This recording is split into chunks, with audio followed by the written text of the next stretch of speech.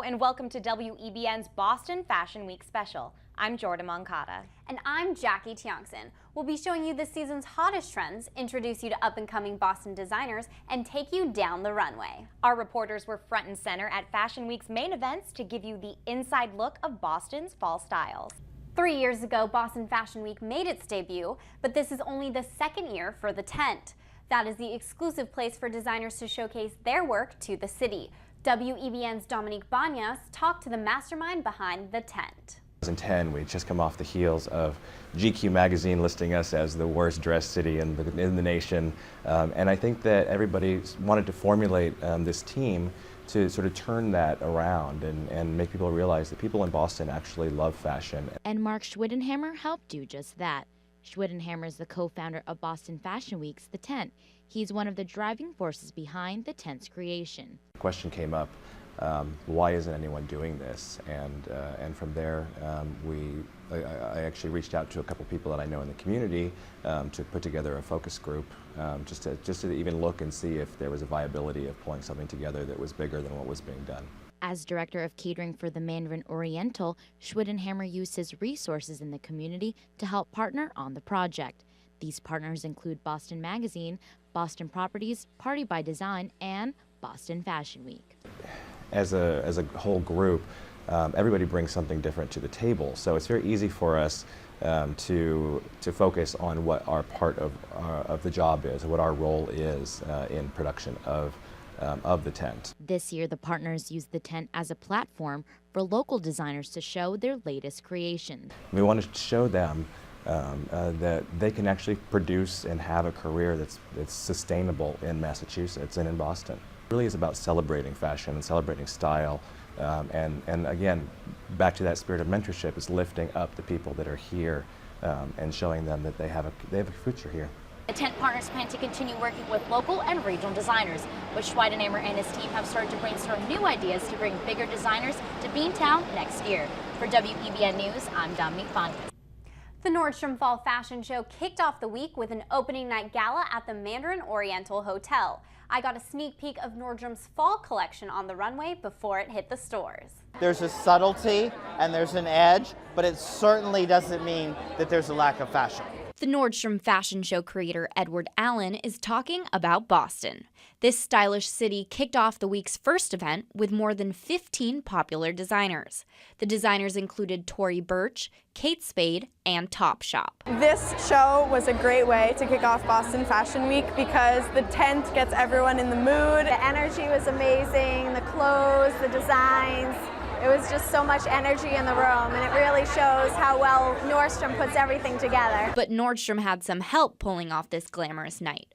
The store partnered with NARS Makeup and Paul Mitchell Hair to make the models picture perfect on the catwalk. We had a million people in the back. You know, we had hair, makeup, everyone fixing our clothes. And then once you see the lights and the people and you get out there, it's just amazing. The fashion show was followed by the opening night gala, where guests were able to see the designs fresh off the runway. It's exciting to present the clothes that are going to be on Boston's backs, you know, tomorrow, tonight. The Nordstrom department store started off Boston Fashion Week with a bang. The sold-out show brought in over 300 attendees. Copley Catwalk was another exciting event this week. The event featured both established and up-and-coming Boston designers. WEBN's Yujing Lee is live in Copley Square to give us an inside look on the stylish event. Yujing? Thanks, Jordan. Boston Fashion Week has brought in big talents into this little city. The Copley Catwalk is just one of the events that did just that. The event showcased the designs of both high-end retailers and students. Chloe Davis is a student from Mass Art, and she told WEBN what inspired her look on the runway. Well, my dress was the tea bag dress, the non-textile, so I've always liked tea, I guess, because I'm English, people always point it out. Boston student designers showed off their collections on the Copley Catwalk. This was just one of the opportunities for the Boston fashion students to take part in the week. They're asking for us to send students to work behind the scenes, so they're definitely involving the students, which is a great thing. And then they're making contacts, so once they're done with school, they can contact them and hopefully get a job. NASAR professor Jane Avery believes that this week isn't just about the fall trends. Every city is different and every city is unique, but I have to say that over the past several years, Boston is really coming into its own and becoming a force to be reckoned with, so to speak. Boston's coming up. I think it's actually going to be a really good player pretty soon, so we've got potential. People don't recognize it as much as some of the other larger cities, but I think it's going to be really big in the future. Later on in the show, reporter Joy Powers will have more on another event that helped launch new collections for different designers. Reporting live from Copley Place, I'm Eugene Lee for WEBN. Back to you, Jackie and Jordan. Thanks, Eugene. Coming up, we will show you why these models aren't bundling up just yet. And local stylist Justin Reese shares his journey through the Boston fashion world. Please stay tuned.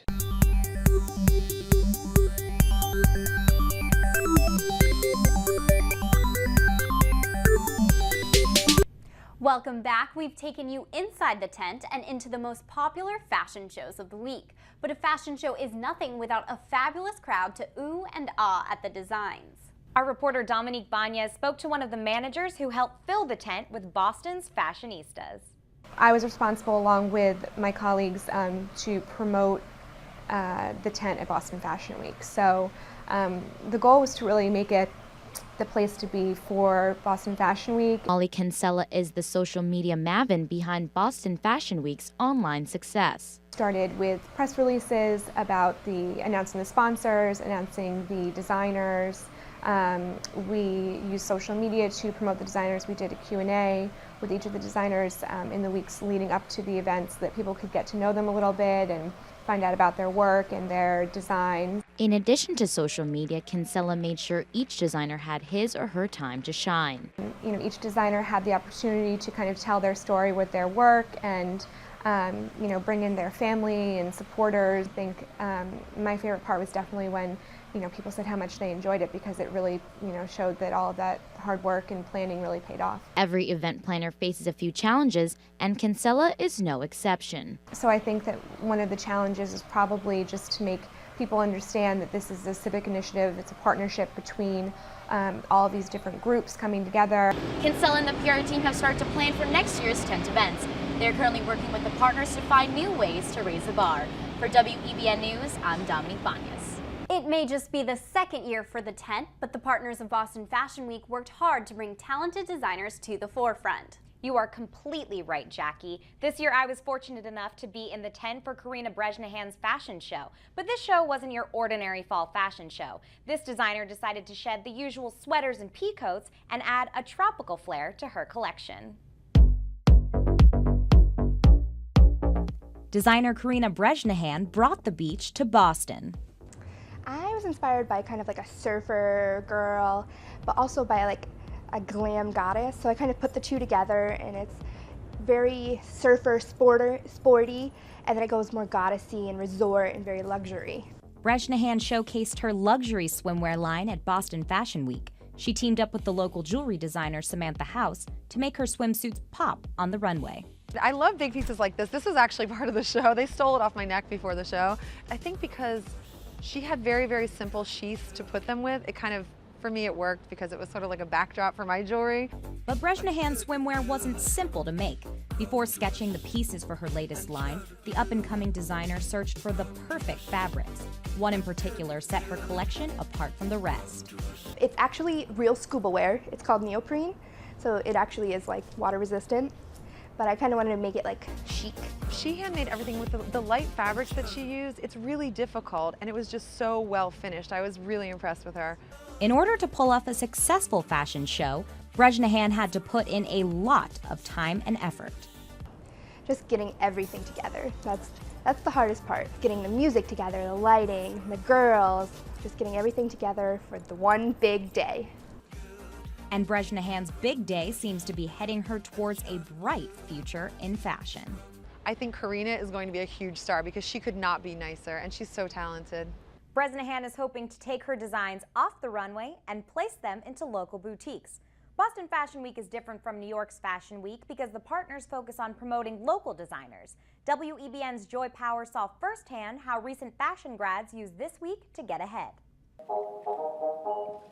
The launch at Boston's Fashion Week is the opportunity of a lifetime for 5 young designers. Held in the tent, the launch showcases the debut collections of 5 new designers from Boston area fashion schools.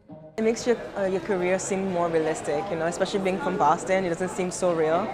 So being able to do something that fast, that soon, it makes it seem like it's real, it's possible, basically. Each designer created a 12-piece collection based on their personal aesthetic. For Kumbana, this meant African mudcloth mixed with Victorian-era silhouettes. They each presented samples of their work to a panel from Boston's Fashion Week. From there, the designers were given just a few months to prepare the rest of their collections. The process proved difficult. A lot of sleepless night and excitement and then frustration, anxiety of knowing am I gonna actually make it to the deadline. It's kind of lonely in the sewing rooms, but then towards the very end, it's like, okay, now you're just ready for the show to happen. So. The collections were met with resounding applause from the audience, filled with fashion insiders and enthusiasts. With the show completed, the designers are now looking ahead to the rest of their careers. I need a job. When I put myself out there, expose myself, hopefully I will get a career in design, because that's what I really want to do. After the launch, each designer will have 2 pieces from their collection on display in Copley Place. You can see the pieces from October 5th to October 12th. For WEBN, I'm Joy Powers. Coming up, we'll explain how Boston designers are taking their designs to the streets. And later, our reporter Joelle David will recap the most popular fashion trends. Stay tuned.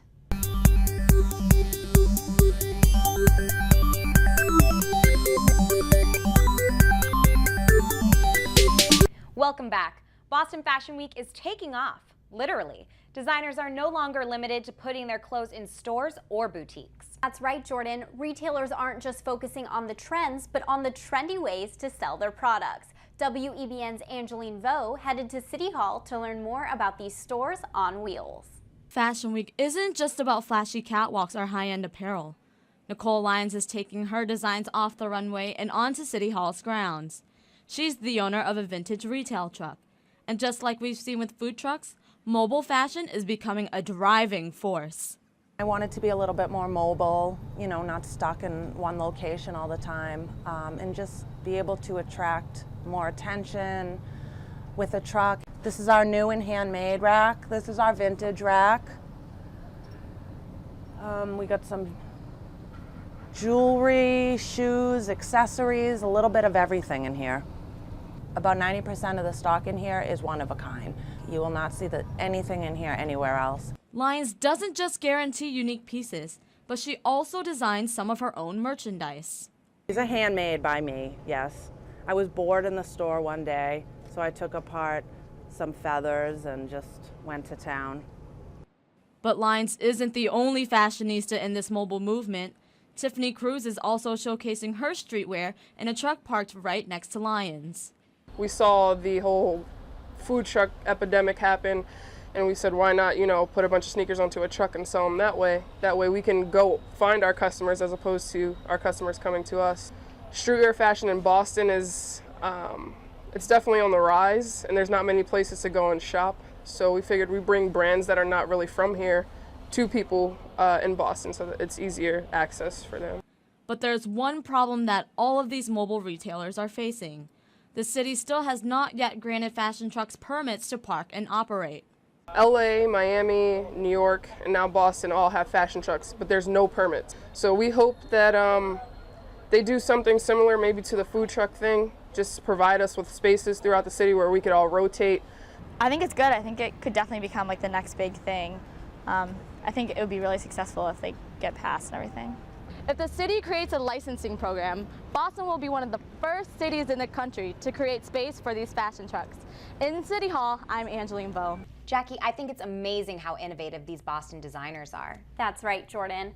Unfortunately, I was unable to make the fashion truck showcase, but I was able to sit down with local stylist Justin Reese, who told me what it takes to work the Boston fashion world. So I couldn't believe that I booked the job, and I couldn't believe I was shooting all these amazing women, and it was just an absolute blast. Stylist Justin Reese is talking about styling for an issue of Boston Proper magazine. But being a stylist in the city of Boston is not the glamorous job we imagine. I was picking up 12 boxes of shoes and lugging it from Back Bay to Beacon Hill to pick up 3 bags of jewelry, to Newbury Street to pick up 8 racks of dresses. His experience working with industry professionals has taught him so much about the fashion world and what it takes to be a stylist. It's a story, it's a feeling, it's, it transports the viewer. I think it's about what's going to sell, what am I buying that women are going to want to buy. Boston fashion is new compared to other cities and is still being defined. And Reese knows what it takes to create great fashion. A certain aspect of fashion has to be aspirational, it has to be fantasy, it has to be something that someone wants to reach to. However, excelling in the fashion world does not only take an eye for style, but also requires hard work and time. It's so important to network, and I think that's something people really overlook. And if you leave one bad impression on a job that you hate and you don't care about it, then that's going to spread so fast. Reese began his fashion career working retail for women's clothing store LF. In 4 years, he has become the buyer for Boston Store Sales & Company and the stylist for multiple Boston fashion magazines. So now we know what it takes to be a successful stylist in the city, and we've learned what fashion trends we should bring into our wardrobes. WEBN's Joelle David is live in our fashion center to highlight this season's best looks. Well, Jordan, there are tons of fall fashion trends to keep an eye out for this fall. Let's start with the guys. Don't be afraid of bold pattern sweaters like this one. And ladies can get a little loud by pairing their favorite animal print on top of a more classic plaid. Guys, continue pushing the boundaries of your color with a suit like this. Confidence while wearing an eye-catching color can command authority in the office. And this fall, polka dots are on everyone's mind, and clothes. If you're a brave fashionista, use them to make a statement. Color denim isn't just a woman's trend anymore. Guys, rush out and get your jeans in every color available. Fall weather means layering. Play around with the different pieces in your closet and see what fun outfits you can make. Guys are no exception. Layer your button-up shirt with a patterned sweater, pair that with a corduroy or denim jacket and a puffer vest, and command the runway with a look like this. Collection on everyone's mind was British import Topshop. My favorite outfit was actually my Topshop outfit. The designer that I'm the happiest about is I didn't know Nordstrom's had Topshop. Topshop is my favorite in New York. I'm in New York a lot and I love Topshop. Build the confidence to conquer this fall's bold new looks and you'll be on the top of everyone's best dress list. Reporting live from WEBN's Fashion Center, I'm Joelle David. Thanks for tuning in to this year's Boston Fashion Week special. I'm Jackie Tiongson. And I'm Jordan Moncada. See you next year.